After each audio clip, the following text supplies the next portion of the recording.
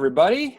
I'm here today with Ted McLyman. He is the author of this awesome book, Discover Your Money Temperament, Your Common Sense Guide to Financial Security. Ted, thank you so much for being here with me today. Who am I? I'm Doug Fine, and I'm the principal at Defined Performance Solutions. It's a performance consulting company based in Augusta, Georgia. I like to help companies get better through their people and through great leadership. So that's what I do. Ted is a money man. He is a brilliant money man, and he is today's going to be all about the brain and how our brain deals with money and the basic things, and maybe a little bit of the neuroscience that goes on when we spend our money or when we save our money, that kind of thing. So Ted, welcome today. I'm glad to have you back. We're going to discuss chapter 2 today, which is just simply, you're not good with money. So I felt good in reading that. It didn't shame me. It's like you had a chapter, you're telling all your readers you're not good with money. So I didn't feel bad about that. So tell me, why am I not good with money? Because you're human. End of discussion. Okay. I got into this book because I got tired of perpetuating the myth that we're rational with money. We're not. Actually, humans are not rational with many things. Rational maybe even be a myth, but money science is neuroscience. We don't call it that, but it is. It's our brains, our lazy brain on drugs doing stupid things that we don't even realize. Well, let me go That's, there a little bit. In a nutshell, is the neuroscience of money. Okay, and let me talk to you about that. Speak a little bit about the neuroscience of what's going on in your brain if you're at the mall, say, or you've just purchased something, or you're thinking about purchasing something, and maybe you're sitting at home on Amazon.com. What's going on there? What's happening? Okay, let's to begin with. We're talking about neuroscience. This can be incredibly complex. And philosophers and scientists have been fighting over the brain and the mind for a few thousand years, and we still don't know what's really going on. Sure. So I'm going to give this really quick and really simple. And there's some really exciting stuff being discovered as we speak on how the brain works and doesn't work, and whether fundamentally, put your hands together like that. That's about the size of this massive jaw on the top of your head. It fills the skull. It's called your brain. It's the most magnificent organism in your body, probably the universe. It's composed of trillions of cells and billions of stuff, and it's all interacting, and you could not live without it. I would make the statement that you are your brain. And your body is a receptor for taking in billions of bits of information every second to keep you alive, to pump your blood, to make your heart work, your lungs to see, it's regulating temperatures. And that's your brain. That's the physical piece. But then there's your mind. The mind is the conscious, unconscious piece that we really don't understand, but it's an integral part of who you are. I would say that your mind is who you are. Your brain is the engine, if that makes sense. Yeah. So what we have to understand is that our brain is not a computer. It's not this absolutely fail-safe linear thing that it's not that good. It evolved over time, and it's kind of a compilation of stuff. Some of it works real well, some of it doesn't work that well. And as a result, we're prone to errors. We're prone to bias. We're prone to misinformation. We're prone to poor interpretation. Our brain is anything but perfect, but it's the best thing we got, and it works pretty darn good for what we want it to, except when it comes to money. Oh, right.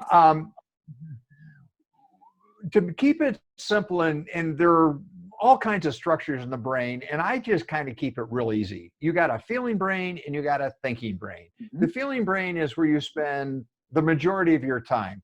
It's your limbic system and the primitive stuff and the synapses and the neurotransmitters and all that kind of good stuff. But your feeling brain is where you exist. Okay. You spend 95 to 95% of your 99% of your time there doing stuff you don't even know you're doing it. And if you don't believe me, next time you drive from your house to work, you probably are not even aware how you got there, the turns you made, Mm-hmm. what was happening along the way. It just happened. It was almost a non-conscious event. That's what makes our brain magnificent. Now, if we only had a rational brain, a thinking brain, we couldn't exist. You could never even get out of bed because you'd be making all these decisions and you could never make a decision. If anybody on here is a Star Wars fan, or better yet, a Star Trek fan, let's go to Star Trek. Star Trek, you've got Spock and McCoy. Yeah. Spock is the rational second officer, non-emotional human computer. Then you got Scotty that's down in the balls of the somewhere in the engineering, and he's this emotional, crazy Scotsman who's flying all over the place. And they're two completely different people. Yes. And you notice that ship could not work without both of them. Uh-huh. They balance each other out. There's a time you need Spock, but you couldn't live without Scotty. That is the same way your brain works. Your brain, your feeling brain, it's primitive, it's quick, it's emotional, it's multitasking, it's non-conscious, it reacts. Your thinking brain, on the other hand, is relatively new. It's single purpose, it's rational, it's analytical, it's decisive. Your brain by default wants to feel comfortable in your feeling brain because it takes less energy. It takes a lot of energy to think. It takes a lot of energy to do taxes. Yeah. I've heard you say before that we're lazy. We have a lazy brain. The feeling brain is lazy. Yeah, when you say you got a lazy brain, they mean it. The default is your feeling brain because you're expending less energy. Your brain unconsciously does that to save calories. And so what I tell people when you're thinking about money, the majority of your money behavior resides in your feeling brain. You know, and I ask you, why do you like the brand you like? Why do you shop at the store you shop at? Why do you like a certain color? Why do you like a certain style? That's feeling brain stuff. That's non-conscious stuff. Your brand awareness, your brand allegiance. Why do you always buy Cheerios? Mm-hmm. I mean, there are other products that taste as good and do the same thing, but why it's there. And people that sell stuff spend billions of dollars or millions of dollars trying to figure that out and break that equation. Coke is probably the best example I can think of. That Coke logo is etched into our feeling brain. We know the color, we know the sound, we know the taste, we know the smell. That's Coke, and there's nothing like it. And Pepsi's been chasing them for years to try to change that feeling brain linkage, and it doesn't work. So to make it very simple, our brains are designed to keep us alive, and all that stuff our feeling brain does so incredibly well was there as a survival mechanism to keep us alive. Well, that worked great for eons. Then a few thousand years ago, somebody had this wild idea of inventing living in urban areas and commerce and barter and then money, and here you go. Yes. That is a thinking brain concept. And to do a lot of the things that we require you to do to just survive in a modern economy, our primitive early feeling brain is not as wired to make that happen. So in a spending situation, I believe you have to have what I call situational awareness. That when it is a consequential decision, you have to consciously force yourself from that reactive, emotional, dopamine-driven feeling brain to a decisive, focused feeling brain position. Do what needs to be done, and then let your mind relax and go where it's comfortable.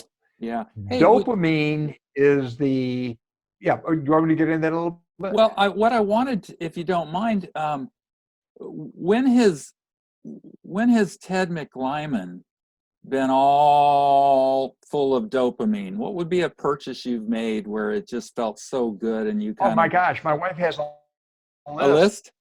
Okay. Well, actually, the stuff in the background, everything you see in the background was dopamine driven, okay, in one way or another. But I do a lot of athletics. I'm a cyclist. I've done triathlons and all that. And let me give you a classic example. At my age, at this point in my life, I am not going to get much faster. And it doesn't matter. Well, the whole technology that has gone into bicycles. I mean, I'm not talking Sears. Or Sears doesn't exist anymore. Sorry, Right. but let's say going on a bike and pulling a bike out of Walmart. We're talking these are super bikes, Super. and they're anywhere from $8,000 to $20,000. It's amazing what you can put on these things. Now, here's the deal. They excite It's you. all go for it. Oh my gosh, it's go fast technology. It's state of the art. These things are like fighter planes. They've got computers, they've got carbon wheels, carbon frames. They're designed for you. You're fit to it. They don't weigh anything. But here's the deal: you don't need it. And you buy a bike like that for one reason: you're qualifying for the Olympics. You're that good, and they're going to give you one anyhow. Anything after that is your feeling brain on charge, making that thing happen. So, in my mind, I've got a decent bike, but it's not a super bike. I have, chained myself to my car, when I go by the bike shop, so I don't go to that area. And it saves me thousands and thousands of dollars. But I have friends that have a collection of bikes that you add them up, it costs more than my car. So you've got to understand that I'm human. I mean, I do this for a living. And I do stupid things all the time with my money. Yeah. And again, we both got wives, spouses that are very good at reminding of this from time to time. Actually, quite often they're good at this. And we write this down and you look back, and it's interesting when you do your taxes.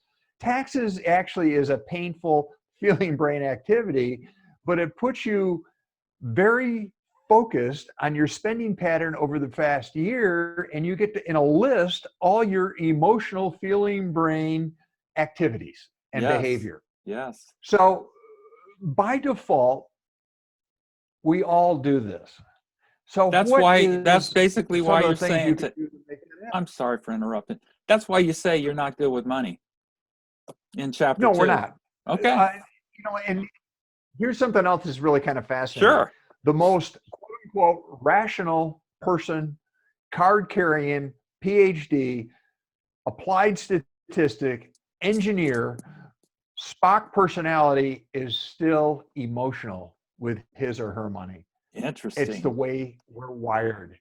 And there are some very simple things that you can do to overcome that natural behavior.